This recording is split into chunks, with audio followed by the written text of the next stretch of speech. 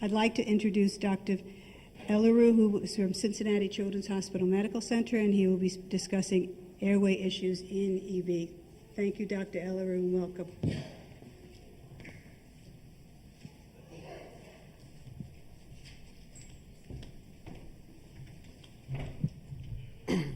Good morning. It gives me great honor and pleasure to speak in front of this very loving, caring, and dedicated group. I think it's one of my first few talks to a family conference such as this. I want to make this relatively casual, and so if there's any questions that pop up as I go through these slides, please just raise your hand and I'll be happy to answer them. What I wanted to do was talk about tracheostomy and tracheostomy tubes in general, avoid specific application to kids with EB, but if some of those questions do come up, I'll try to answer them. Those are a lot more complicated. I'll give you some email addresses and some other resource information at the end, but please feel free to either ask me questions during the talk, after the talk, or even by email.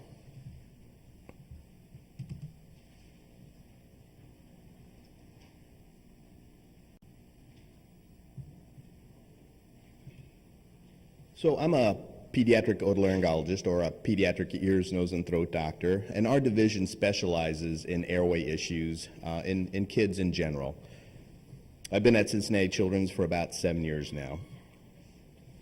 Wanted to start off with just some definitions, and this got me too when I first started because I heard two different words, tracheotomy and tracheostomy. So just Googling these words give us two very good definitions. A tracheotomy is essentially a word meaning to cut or enter into the trachea. A tracheostomy refers to actually creating a more permanent hole into the trachea for which you can use for different purposes. These terms are often used interchangeably, but I think tracheostomy is the correct word to use in general. And just a fun slide. This was very interesting when I started going through this to see how many people that we've all heard of on a daily basis who've had a history of having a tracheostomy. And these are just some of the names. Before we start, and this talk is relatively simple, what I wanted to do first is cover why we do tracheostomies, briefly on how we do a tracheostomy, the different types of tracheostomy tubes we use, and then some of the general care issues that come in with tracheostomy tubes. So before we start with those four issues, though, I wanted to give you just a very, very brief anatomy lesson. And this is nothing too complicated, but this is on the left-hand panel here, this is a diagram of what the upper airway looks like. So the mouth and the nose being up here, coming down to the vocal cords down here, the trachea, and then the trachea splits to go to the lungs. And if you want to look at it up closer, once again, nose up here, mouth here. And as you go down into the back of the throat, you come into the airway. So the vocal cords are going to be up here. And this is going to be your trachea, which splits to go through the right and left lung. Right behind the trachea, or the windpipe, is the esophagus, or the food pipe, which also connects to the back of the throat and takes food down to your stomach. Relatively simple, and probably most of you know more than that about the anatomy of the upper airway, but I just wanted to bring everybody up to general speed. So why do we do tracheostomies? There's some general indications, and once again, in general pediatric population, the indications for tracheostomy are fairly well set, even though every now and then we come across kids that it's a little tougher to decide whether they would benefit from a tracheostomy. I purposely, once again, left out kids or any specific indications for tracheostomy in children with EB, only because this is still evolving. The indications or the reasons to put a tracheostomy in a kid with EB, we're still learning and we're still trying to figure out which kids would benefit the best. So taking all of kids in general, why do we do tracheostomies? One is for obstruction, one is for mechanical ventilation, one is for kids who aspirate, and one is to have access to the airway. And I'll talk about these very specific in a little more detail. So what do I mean by obstruction? So some kids can have problems with different parts of their airway that causes them difficulty to breathe through their nose and mouth. And this obstruction can be at any level of the upper airway. It can be above the larynx. So if this is the larynx right here, or the voice box, we can have any sort of obstruction up here. So obstruction at the level of the nose, big tongue maybe, or a floppy back of the throat, or a small jaw that causes a tongue to sit far back in the throat. These can all cause obstruction, and some kids who have very bad obstruction at this level need a tracheostomy. Most of the symptoms that come with obstruction above the larynx are snoring type symptoms. So these kids have sleep apnea type symptoms. They're snoring, they're blocking their airway during their sleep. As you go further down into the airway, the other types of obstruction that can occur are, once again, at the level of the voice box. Let me get my pointer here. At the level of the voice box, this can be secondary to vocal cord paralysis, or it could be secondary to scarring of the vocal cords. These kids will have trouble exerting themselves, so they can't perform normal daily activities without getting short of breath.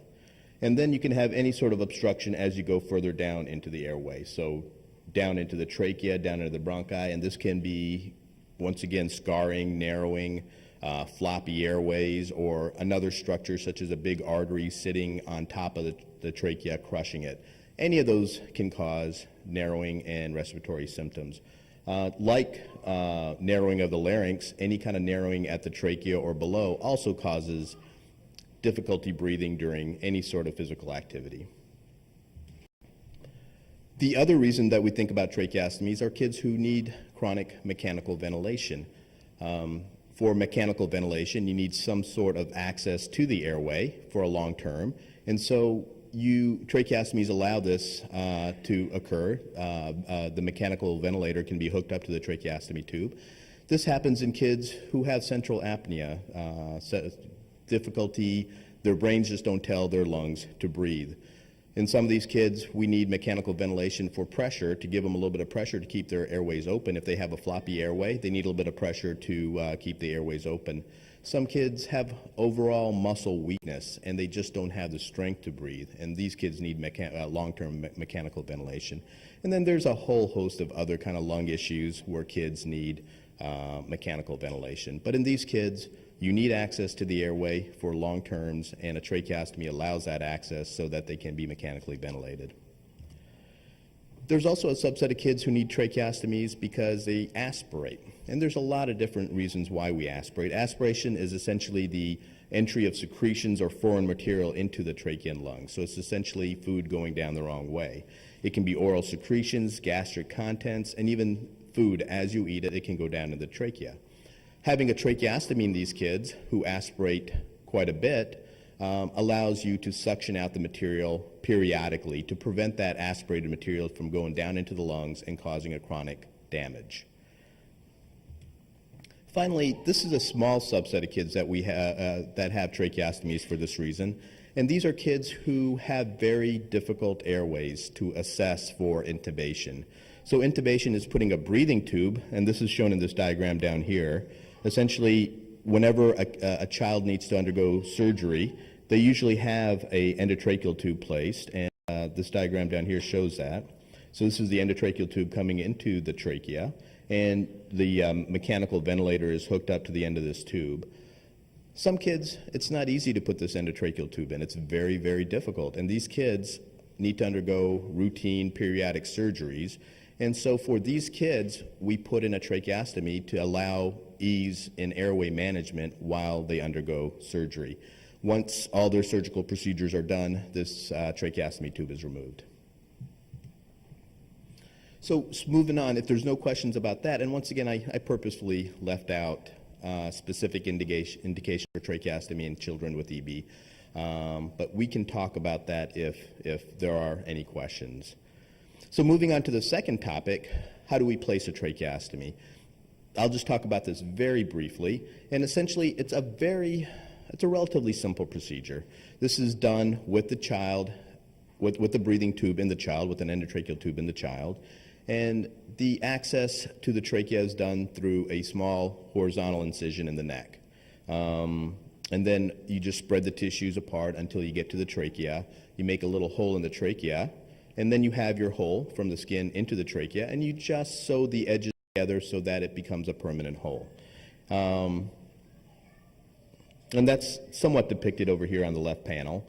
But this is the figure on the right panel is the more important one, and it shows what the tracheostomy tube looks like inserted into the trachea. So this is a cartoon, a cross section, so a side view of the trachea, and the trachea is right here. So voice box here, trachea down here, food pipe over here, and you can see the tracheostomy tube coming in from the skin into the trachea and curving down. And that's essentially what you end up with. By making this more of a permanent hole or a stoma, you allow the tracheostomy tube to be removed and replaced intermittently without difficulty. There are 100 different types of tracheostomy tubes. This makes sense because every single kid is different. Every single indication for a tracheostomy tube is slightly different. So the manufacturers have come up with a lot of different types. Shiley tracheostomy tubes and Bavona tracheostomy tubes are probably names that most of us have heard about, and they are probably the big manufacturers. One of the other big manufacturers that we use at Children's Hospital is a tracheostomy tube called Traco. I just wanted to break down all of these tracheostomy tubes, though, into some fundamental differences. All these tracheostomy tubes differ in size, length, and curvature. That's obvious. They differ in composition, the type of material they're formed from. Some of these tracheostomy tubes have cuffs, and some others don't. I'll talk about that. Some of these have a fenestration. This allows vocalization, and I'll talk about that. And some tracheostomy tubes have inner cannulas, and I'll talk about that too in a little more detail. So why is size, length, and curvature different? Kids are all different sizes. And what you want when you place a tracheostomy tube is for that tube to come in through the skin into the trachea and sit. You want this distal tip here to sit nicely and neatly in the middle of the trachea without bumping up against the side walls. You also want the length to be sufficient so that it's not too short that it keeps on popping out of the neck, or too long that it starts tickling kind of the distal part, the very distal parts of the trachea, causing discomfort and maybe even some chronic damage to the airway. So we have a numerous number of sizes, lengths, and curvature. And when I talk about size, the diameter of the tracheostomy tubes. Different children have different sized tracheas, and you want that trachea to fit nice and comfortably within the tracheal lumen, once again. And in some situations, you want enough air to pass around the sides of the trachea to allow vocalization. And I'll talk about that a little bit more in a second, too. So composition of endotracheal tubes, a lot of different types. The three most common are metal. These are not, metal tracheostomy tubes are rarely used anymore because they are associated with a lot of damage to the trachea. They are used in some impoverished countries because they're reusable. You can re-sterilize them and reuse them indefinitely. Polyvinyl chloride tubes are fairly common, and that's probably the most common type used. And then silicone tubes, which are very soft and flexible. Cuffed endotracheal tubes are used in certain circumstances. And what the cuff on the tracheostomy tube allows, and if you look at this right panel here, you can see the cuff on this endotracheal tube. So the tracheostomy tube sits in the middle of the trachea. You blow up the cuff, and it causes a seal. It results in a seal around the endotracheal tube. Around the tracheostomy tube in the middle of the trachea. So what that allows then is more efficient mechanical ventilation. And that's what cuffed endotracheal tubes are generally used for kids who are being mechanically ventilated. So with the cuff up, there's no leakage of air around the tube up into the trachea. So the mechanical ventilation is a lot more efficient. Don't use it on all kids, only kids who are mechanically ventilated. There's some downsides to the cuff tube in that, as you can imagine, there's a little bit of pressure on the side walls of the trachea, which can cause damage in the long term if not properly cared for. In rare instances, cuffed endotracheal tubes are used to decrease the risk of aspiration. And in general, the cuffed endotracheal tubes are put up, they're inflated during mechanical ventilation. If the kid comes off of mechanical ventilation during the daytime, for example, the cuff is taken down. You can also take the cuff down so the child can force air around the tracheostomy tube up into the vocal folds and actually allow the child to vocalize. Fenestrated tracheostomy tubes are helpful for kids who you want a big tracheostomy tube in, so there's not a lot of air to go around the tracheostomy tube to vocalize, but you want this child to vocalize anyway. And so you have a small hole in the very top of the tracheostomy tube. This is depicted over on the right panel, right here. So even if there's a snug fit of the tracheostomy tube in the trachea, this hole up here allows air to come up and go up through the vocal folds for these children to vocalize. There are trach tubes with inner cannulas. These are rarely used on children, only because children have small tracheas. They have small trach tubes. If you put an inner cannula, it just takes up some of that inner, the volume of that tracheostomy tube, and so it makes it even more narrow.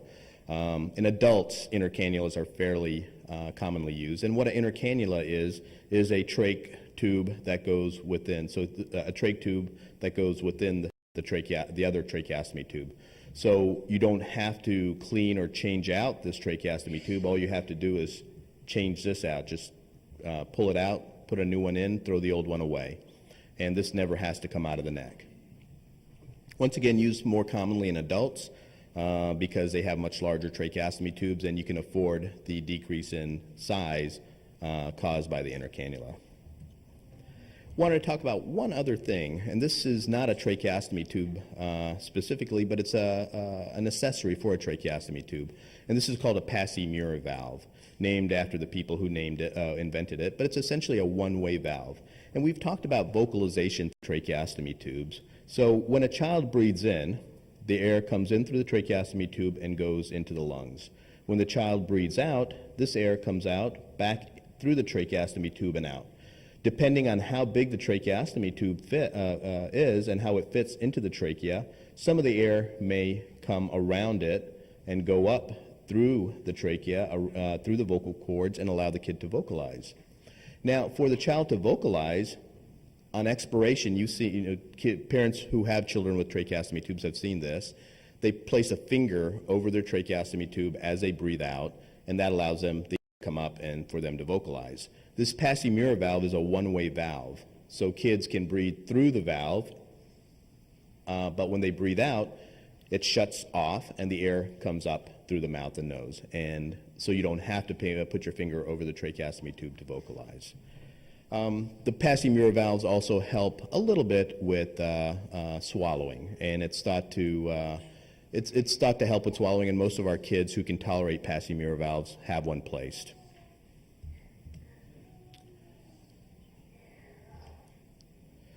There are some physiological changes after a tracheostomy tube. As you can imagine, children who breathe commonly through their tracheostomy tube are no longer breathing air through their nose or mouth.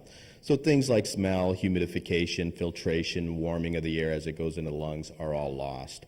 We have ways to help with that. Also, when you have a tracheostomy tube in, you can't perform a Valsalva maneuver. And a Valsalva maneuver is what we all do to pop our ears, so we hold our nose and breathe out. You can't do that with a tracheostomy tube. This plays a role in coughing and in swallowing. So some of these functions are slightly changed after a tracheostomy tube.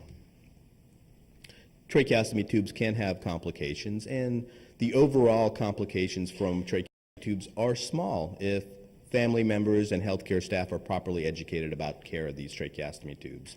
Trach tubes can plug, so these kids can have a lot of secretions build up in these tracheostomy tubes. These secretions can dry and actually plug off the tracheostomy tube, leaving the child and the parents in a very precarious and emergent situation.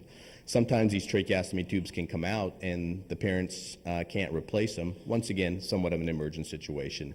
There's some scar tissue that can develop around the tracheostomy tube. When parents suction the tracheostomy tube, it can leave, if they don't do it properly, sometimes it can cause damage to different parts of the trachea. And sometimes there can be bleeding around the tracheostomy tube, some aspiration symptoms as well. Tracheostomy tubes in general, besides the metal ones that I told you can last indefinitely, most of these others last for about a month. Most of them will break down within a month or two, but we recommend replacing these tracheostomy tubes every 2 weeks, at most every 4 weeks. There are very specific protocols that we institute when a child does have a tracheostomy tube, including monitoring, very careful monitoring, maintaining tube patency by suctioning, humidification so that the tracheostomy tube remains open and that the lungs stay nice and healthy, changing and securing the trach tube.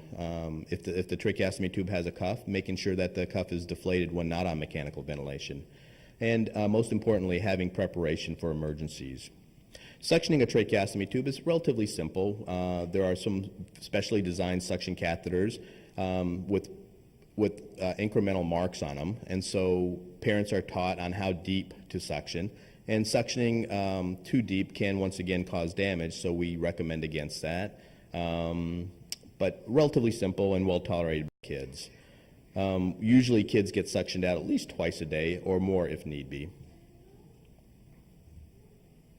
Providing adequate humidity, as I mentioned, is very important, and we do this through a couple of different ways. The most common is using a humivent, and that's shown on this little girl right here.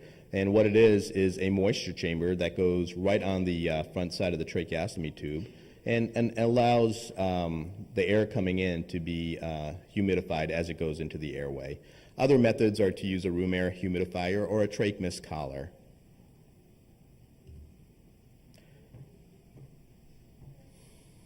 The other benefit of the humivents is also it filters the air as it comes into the trachea.